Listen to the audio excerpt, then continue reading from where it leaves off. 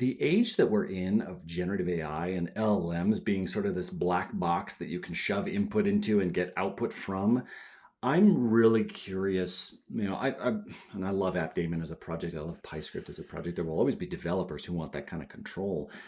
I Yeah. don't know that we're there yet, but I'm curious about a world in which there are more and more kind of language model backed integrations within Home Assistant, and the typical user is just shoving input into them and getting output. And as long as that input and output is kind of structured how you would expect, it's doing all the complex logic that you used to have a programming language to do.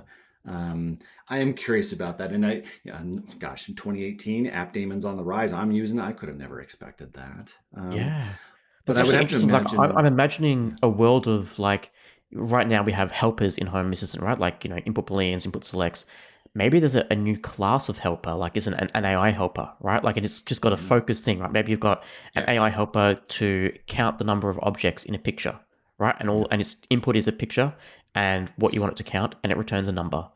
Um, like there's a absolutely. whole I think about kind of Yeah. one of the, we talked about this, I think previously, that one of my favorite sensors and always has been is the Bayesian binary sensor. Yeah. I can't Yeah. track this thing, but if I can sort of intuit things around it, then I can make a statistical estimation whether something is true or false.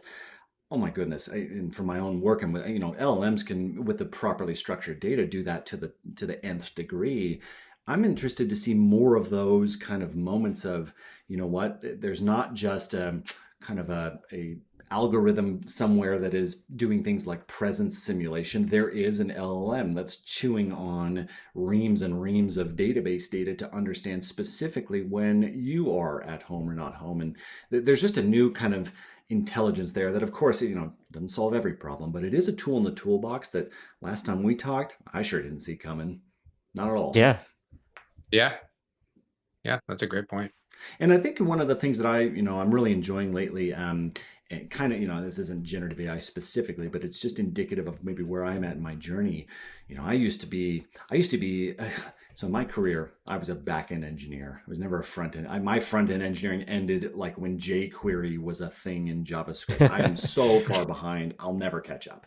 And part of my challenge always was, it's kind of like a person who can't play an instrument, but they've got a little ear for music, and they can just sort of scratch what's going on with the music, but they're never going to be a musician. I'm kind of that way in this particular sense here. And I've kind of started to realize about the front end. I was obsessed with building the perfect dashboard. It's got to look right. It's got to have the right stuff. It's got to be aesthetically pleasing, driving myself insane. I've gotten a ton of utility out of kind of the default home dashboard now that kind of surfaces your areas to you, and it also surfaces to you. I'm looking at mine right now, and there's my SimpliSafe. There's a couple lights. There's a little input boolean I have to run our robot vacuum when we turn on good night mode. What is interesting about this, and this isn't the same as large language models, but what I'm seeing here is something that is surfacing itself to me at a time when it seems to think I might need that particular function. Man, I'll tell you what, that's clicking with my mentality right now. If I need to just figure out the next step I'm taking in my day to day, oh, thank God I didn't have to go look up in some dashboard somewhere. Yeah. Yeah. Yeah. I agree with you. I mean, I've said this 1,000 times too. I hate I'm sorry. I don't hate the process of, no, I do hate the process of building dashboards. When I'm done a dashboard and it looks beautiful and all that stuff, I'm very satisfied. And then that satisfaction ends like the next day after I forget that I've just spent all this time doing this and whatever. And then I'm like, well, crap, I just wasted like Yeah. a Or you week load up building Reddit this thing. And right. and you load up And Reddit and someone's got, the next best thing out there, and you're like, oh, I now Yes. want to do it that way. And it looks so good. exactly, right. And you're like, oh my God, this is so much better. Why didn't I do that? And gone are the days where I care to do that anymore. And, That's it. yeah. That's it. Yeah. And that's why, one thing I've always loved about the project, and I feel like it has continued. I'm certainly, using this, is it never married itself to any one particular input modality. Of course, your UI was it at the beginning, but it didn't stay that way for long. And it sort of became, well, if you want to build dashboards and that's your thing, knock yourself out. You want to use a dashboard we built for you? Great. You want to make voice assistants your thing and you primarily want to talk to your home? Love it. This is a big one for me lately. You want to just let the automations run and let the system receive in the background? Totally fine. Um, Especially as I think about so many different corporate software products that we've all used before. It's rare to see, hey, pick the modality that makes sense to you. It's we're going to pick the modality we think you're going to want and we're going to shove it down your throat. Wonderful to just see how orthogonal the Home Assistant has been and how everything was designed in such a way so that it was modular, it was peaceable, and you could decide what you wanted to leave behind in a moment.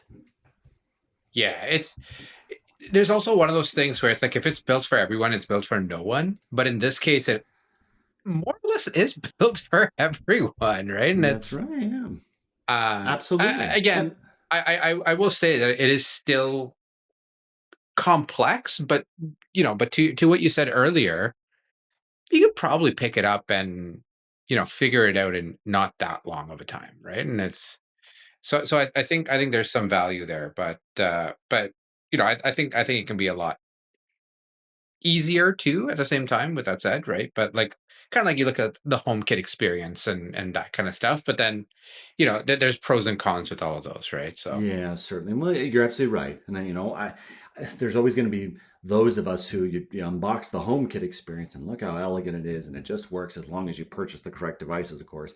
Um, but how many times have we, been in a particular situation? Yes, we're technically savvy people, but even people who aren't necessarily. And you know what? I don't particularly like how you're telling me to use this. I would love to do this. Oh, you can't do that. I think we've yet to run into something short of an integration in Home Assistant, just not actively providing the functionality, which God bless the development community. Certainly the core team, the Nabukasa team, they are our anchor. I'm thinking of the reams and reams and reams of people like myself who have just kind of chipped in their time. It's a rare moment that you want to do something with Home Assistant and you can't get there. Okay, whether it's absolutely. complicated or whatever, but man, what a special thing. And again, to our point here, one of the things I'm enjoying in this season, I used to kind of look at the forums and look at Reddit, and to your point, Ryan, I would kind of be like, oh man, you've made a killer dashboard. Well, look at that great automation. Like Yeah. I need to come up with something like that. Man, I'll tell you what, right now, I am sponging people's ideas left and right because I just don't have the brain power to come up with it myself. There again, let's promote the community. Thank you everybody for making this what it is. 100%. 100%, right? And the community is a great way of doing that. And again, the forums, Reddit, all of those sources, even the Facebook group has a lot of good ideas on there and stuff too, right? And or sometimes people just be like, "Hey, look at what I did." And it's like, "That's cool. I want to do that. How'd you do that?" Right? And people are usually pretty willing to share. Absolutely. I guess underpinned in all this is, in a world with a lot of its own challenges, what a neat platform that not only produces tactile meaning, but it also produces, look, we're talking to each other because of this project. People are sharing stuff because of this project. People are employed because of this project. There's an element of humanity at play here too, which gets lost, I think, again, in a lot of, oh, cool, I saw this thing on GitHub and it does whatever. Yeah, we talk about that forever, but I just feel like, man, what in a short amount of time, this project went from really powerful kind of tinkerer's thing to a force and a movement in a way, and did it elegantly, which is not easy to do. And it's still going. Like it's not slowing down. Yeah, absolutely. Yeah.